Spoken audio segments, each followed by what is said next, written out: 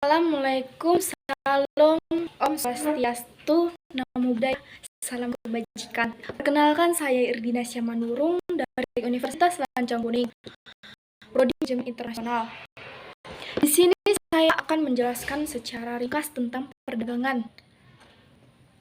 1. Pengertian perdagangan internasional.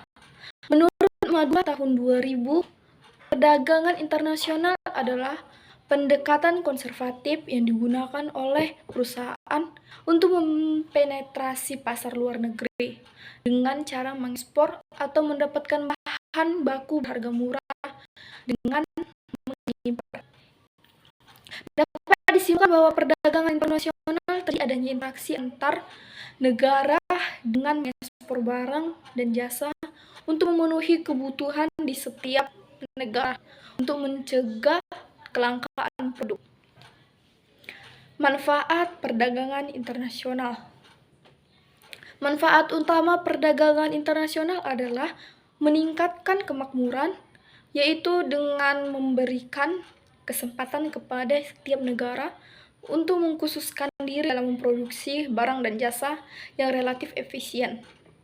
Efisien relatif suatu negara dalam memproduksi produk tertentu dapat diselesaikan dengan jumlah produk alternatif lain yang dapat diproduksi dengan input yang sama. Bila ditinjau dari pengertian ini, efisiensi relatif digambarkan sebagai keuntungan korporatif. Semua negara bersama-sama dapat memperoleh manfaat dari eksploitasi keuntungan korporatifnya, juga dari skala produksi yang lebih besar dan pilihan yang lebih seragam. Semuanya dimungkinkan oleh adanya perdagangan internasional. Resiko perdagangan internasional. Setiap perdagangan internasional tidak hanya mendapatkan keuntungan dan manfaat dari ekspor dan impor barang dan jasa, tapi mendapatkan risiko yang harus ditanggung negara yang melakukan perdagangan internasional. Menurut Madura 2006, risiko internasional yang terdapat di pergerakan nilai tukar adalah kurs mata uang berfluktuasi sepanjang waktu, arus keluar kas yang dibutuhkan untuk melakukan pembayaran berubah karena jumlah mata uang perusahaan yang dibutuhkan untuk membeli produk asing dapat berubah meskipun pemasok produk yang mengubah harga. Seorang eksportir menggunakan mata uang asalnya, fluktuasi kurs juga akan mempengaruhi permintaan asing atas produk perusahaan. Saat mata uang negara asal meningkat, produk yang menggunakan mata uang tersebut menjadi lebih mahal di negara asing, sehingga dapat menyebabkan penurunan permintaan dan berakibat pada penurunan arus kas masuk. Kedua, pengertian perusahaan multinasional atau MNC. Perusahaan multinasional adalah perusahaan yang beroperasi lebih dari satu negara dan keputusan utama dan kontrolnya dilakukan oleh perusahaan di negara asalnya. Perusahaan yang mengimpor bahan baku dari luar negeri. Dengan berlalunya waktu, perusahaan berkembang pesat dan memiliki cabang perusahaan atau anak-anak perusahaan di luar negeri. Menurut Madura 2006, tujuan sebuah perusahaan multinasional adalah memaksimalkan kekayaan pemegang saham. Meskipun demikian, perusahaan multinasional yang beroperasi lebih cenderung memuaskan tujuan pemerintah, bank, atau karyawannya dibandingkan memaksimalkan kekayaan pemegang saham. Hambatan dalam pencapaian tujuan perusahaan multinasional. Pertama, hambatan lingkungan. Setiap negara menerapkan batasan lingkungan masing-masing. Beberapa negara mungkin menerapkan batasan lebih pada cabang perusahaan yang induknya terletak di negara lain. Aturan pembangunan gedung, pembuangan limbah produksi, dan pengendalian polusi merupakan contoh batasan yang memaksa anak perusahaan mengeluarkan biaya tambahan. Kedua, Hambatan perusahaan. Setiap negara juga menerapkan batasan peraturan terkait pajak, penukaran mata uang, pembayaran laba, hak karyawan, dan kebijakan lain yang dapat mempengaruhi arus kas anak perusahaan yang beralokasi di negara tersebut. 3. Hambatan etika. Tidak ada konsensus atau standar perilaku bisnis yang dapat diterapkan untuk tiap negara. Praktik bisnis yang dianggap tidak etis pada suatu negara tertentu mungkin dianggap etis pada negara lain. Jika tidak mengikuti praktik tersebut, akan mengalami kerugian dalam persaingan. Namun, jika mengikuti praktik tersebut, akan memperoleh reputasi buruk di negara yang tidak menyetujui praktik tersebut. 4. Mengelola hambatan. Beberapa MNC mengeluarkan biaya mahal karena memilih untuk menghindari praktik bisnis yang sah di negara asing namun dianggap melanggar hukum. Karena mengikuti kode etik umum, hal ini dapat meningkatkan kredibilitas dan meningkatkan permintaan dunia atas produk mereka. 3. Valuta asing. Valuta asing merupakan salah satu alat pertukaran ekonomi dalam bertransaksi perdagangan internasional. Sebagaimana uang, falas mempunyai fungsi yang sama, yaitu sebagai alat tukar menukar, alat pembayaran, dan pengukur kekayaan. Ada juga pasar valuta asing. Menurut Faisal 2001, pasar valuta asing adalah mekanisme di mana satu negara dapat memperdagangkan satu mata uang dengan mata uang lainnya. Pasar valuta asing adalah sebuah pasar atau tempat pertemuan di mana individu, perusahaan, dan kalangan perbankan mengadakan jual beli mata uang dari berbagai negara atau valuta asing. Ada beberapa fungsi pasar valuta asing menurut Yulianti dan Prasetyo dalam Angelina 2008, yaitu 1. Transfer daya beli. Transfer daya beli diperlukan karena perdagangan internasional umumnya melibatkan dua pihak yang tinggal di negara yang berbeda dengan mata uang yang berbeda. Biasanya setiap pihak ingin memegang mata uang negaranya. Atas alasan ini, fungsi transfer daya beli dibutuhkan pasar valuta asing, menyediakan untuk mengkonversikan mata uang, baik dari mata uang asing ke mata uang domestik, atau sebaliknya. Kedua, penyediaan kredit fungsi. Penyediaan kredit dibutuhkan untuk membiayai barang dalam perjalanan. Eksportir dapat membiayai dahulu barang dan dalam perjalanan tersebut membuka rekening piutang atas importir. Sebaliknya, importir dapat membayar tunai di depan sebelum barang diterima. Pasar valuta asing menyediakan alternatif pembelanjaan ketiga, yaitu dengan instrumen letter of credit atau LC. 3. Meminimisasi risiko valuta asing. Risiko valuta asing timbul karena fluktuasi nilai tukar mata uang. Untuk meminimalkan risiko tersebut perlu dilakukan perlindungan atau hedging. Pasar valuta asing memiliki mekanisme untuk melakukan hedging antara lain melalui pasar forward.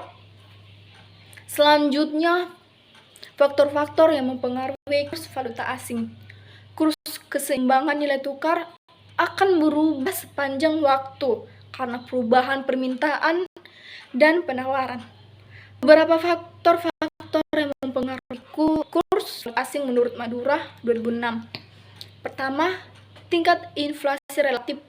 Perubahan pada tingkat relatif dapat mempengaruhi aktivitas perdagangan internasional yang akan mempengaruhi permintaan dan penawaran suatu mata uang, dan karenanya mempengaruhi kurs nilai tukar. Kedua, suku bunga relatif. Perubahan pada suku bunga relatif mempengaruhi investasi pada sekuritas asing yang akan mempengaruhi permintaan dan penawaran mata uang, dan karenanya mempengaruhi kurs nilai tukar. Ketiga, tingkat pendapatan relatif. Faktor ketiga yang mempengaruhi kurs mata uang adalah tingkat pendapatan relatif, karena pendapatan mempengaruhi jumlah permintaan barang impor, maka pendapatan dapat mempengaruhi kurs mata uang. 4. Hedging. Menurut Madura 2000, Hedging adalah tindakan yang dilakukan untuk melindungi sebuah perusahaan dari eksposur terhadap fluktuasi nilai tukar. Dalam pasar finansial, penggunaan hedging jauh lebih kompleks dari sekedar membayar premi asuransi. Bagi suatu perusahaan, penggunaan hedging untuk meminimalisir akibat dari risiko fluktuasi nilai kurs adalah dengan menggunakan instrumen-instrumen yang umum digunakan dalam pasar finansial. Manfaat dan kegunaan hedging. Manfaat hedging adalah melindungi nilai mata uang yang merugikan perusahaan dari risiko akibat fluktuasi nilai tukar. Menurut Madura 2001, dalam Wahyuni 2011, perusahaan pada umumnya mencoba melakukan hedging atau perlindungan terhadap pergerakan nilai tukar. Mereka dapat melakukan hedging lebih efektif jika mengetahui berapa jumlah tertentu yang dibutuhkan atau diterima pada tanggal tertentu di masa mendatang. Kegunaan hedging sebagai alat untuk mengelola risiko-risiko valuta asing untuk menekan membayar jumlah hutang yang akan ditagih di masa akan datang.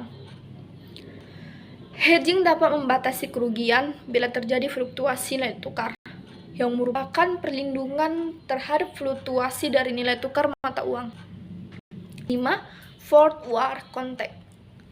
Forward contract adalah perjanjian antara sebuah perusahaan dengan sebuah bank komersial untuk menukar sejumlah mata uang tertentu dengan kurs nilai tukar tertentu, atau yang disebut kurs forward, pada tanggal tertentu di masa depan. Perusahaan multinasional yang melakukan hedging memakai forward contract harus membeli kontrak forward untuk valuta yang sama dengan valuta yang mendenominasi kewajiban di masa depan. Perusahaan yang menggunakan kontrak forward harus mengadakan kesepakatan dengan pihak bank untuk menentukan besarnya nilai kurs mata uang asing yang dibutuhkan oleh bank. Perusahaan dan pihak bank akan meminta sejumlah premium atas kegiatan suatu kontrak untuk menutupi besarnya perbedaan bunga. Keenam, forward discount and forward premium. Menurut Levy tahun 2001, dalam Wahyuni tahun 2011, yang dimaksud forward discount dan forward premium adalah saat kita membayar lebih banyak untuk penyampaian forward contract daripada penyampaian spot bagi suatu mata uang.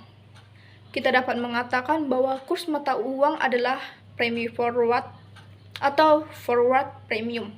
Sebaliknya, apabila kita lebih sedikit untuk penyampaian forward daripada penyampaian spot, kita mengatakan bahwa kurs mata uang pada diskon forward atau for diskon. 7. Future contract. Kontrak akurasi future ini sama dengan kontrak forward karena memungkinkan pembeli untuk mengunci harga yang harus dibayarkan bagi suatu valuta tertentu pada suatu waktu di masa depan. Tetapi karakteristik kontrak future berbeda dengan kontrak forward. Kontrak future diperdagangkan langsung antara dua pihak yang saling bertemu, sementara kontrak forward diperdagangkan melalui telepon. 8. Money market. Ada dua money market. Yang pertama, money market hedging atas payable. Perusahaan memiliki kelebihan kas. Perusahaan dapat membuat deposito jangka pendek dalam mata uang asing yang akan dibutuhkannya di masa depan. MNC memilih melakukan lindung nilai utang tanpa menggunakan saldo kasnya. Lindung nilai pasar uang tetap dapat digunakan dalam situasi ini, tetapi dibutuhkan dua posisi mata uang. Yang pertama, meminjam dana dalam mata uang asal. Yang kedua, deposito jangka pendek dalam mata uang asing.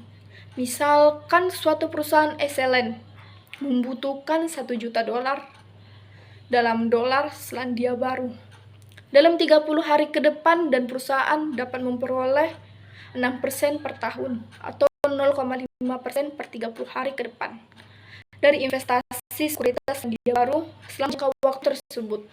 Jumlah yang dibutuhkan untuk membeli sekuritas Selandia Baru berjangka 1 bulan adalah jumlah deposito sebagai lindung nilai utang bahwa kurs spot dolar Selandia Baru adalah $0,5 hingga dibutuhkan $696.796 untuk membeli sekuritas Selandia Baru. Dalam 30 hari, sekuritas akan jatuh tempo dan menghasilkan $1 juta untuk digunakan melunasi utangnya. 2. Money Market Hedging Receivable. Jika perusahaan memiliki piutang dalam mata uang asing, perusahaan dapat melakukan lindung nilai atas posisi ini dengan meminjam dalam mata uang tersebut sekarang dan mengonversinya menjadi dolar. Piutang yang diterima akan digunakan untuk melunasi pinjaman tersebut. Pada beberapa kasus, MNC tidak perlu meminjamkan dana selama 10 hari. Menurut Madura tahun 2006, pada situasi ini, lindung nilai pasar uang atas piutang dapat dilakukan jika perusahaan menggunakan dua posisi pada pasar uang. Yang pertama, meminjam mata uang yang digunakan dalam piutang. Yang kedua, berinvestasi dalam mata uang asal. Misalnya perusahaan AS mengirim barang ke Singapura dan akan menerima 400.000 dalam dolar Singapura setelah 90 hari. Lindung nilai pasar uang yang sederhana dapat dilakukan bahkan jika perusahaan memerlukan pinjaman dana AS selama 90 hari. Selain meminjam dalam dolar AS, perusahaan dapat meminjam dalam dolar Singapura dan menukarnya ke dalam dolar AS untuk digunakan. Disekan bahwa suku bunga tahun adalah 8% atau 2% lebih selama 60 hari. Jumlah dolar Singapura yang harus dipinjam untuk lindung nilai piutang masa depan adalah $392.197.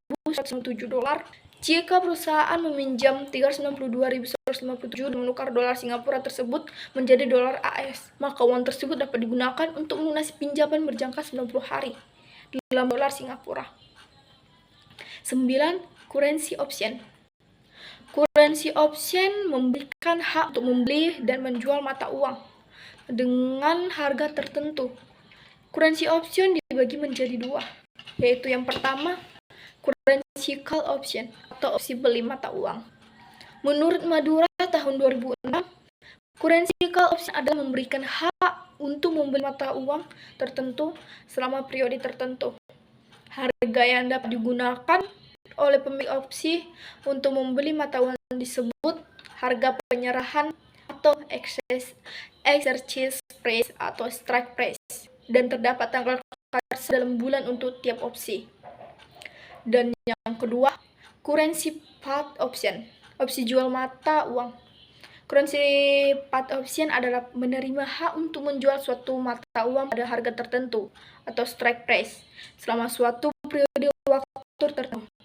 Madura 2006, seperti juga opsi jual mata uang tidak harus menggunakan opsinya, karenanya potensi kerugian maksimum dan milik opsi jual adalah harga yang dibayar untuk memulai kontrak opsi. Demikian penjelasan ringkas perdagangan dari saya. Terima kasih. Assalamualaikum. Salam. Om Swastiastu. Namo Buddhaya. Salam kebajikan.